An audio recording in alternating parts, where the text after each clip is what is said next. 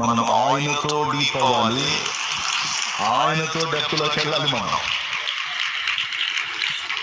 ఆయనతో లోతైన అనుబంధాన్ని మనం సరిగ్గా వేసుకోగలిగితే, పెనవేసుకోగలిగితే, నేను చెప్తున్నాను, నీ ఒక్కడి సమస్యలు పరిష్కారం అవటం కాదు, నువ్వు ఒక్కరితే బాగుపడటం కాదు, నువ్వు నీ జీవిత కాలం అంతట్లో అనేక మందికి దీవెనకరంగా మారిపోతావు, ఆశీర్వాదంగా ఉంటావు.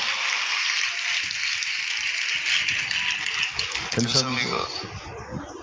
నువ్వే ఇతరులకు ఒక ఆశీర్వాదం అవుతావు. డబ్బు ఒక ఆశీర్వాదం, భూమిలో ఒక ఆశీర్వాదం, పిల్లలు ఒక ఆశీర్వాదం. అవునా? మనం ఆశించిన ఆశీర్వాదాలు ఇలాంటివి.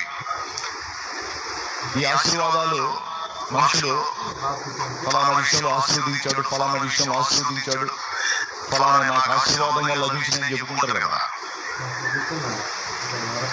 ఈ ఆశీర్వాదాలు అన్నిటికంటే శ్రేష్టంగా నువ్వు ఇతరులకు ఆశీర్వాదం అయిపోతావు.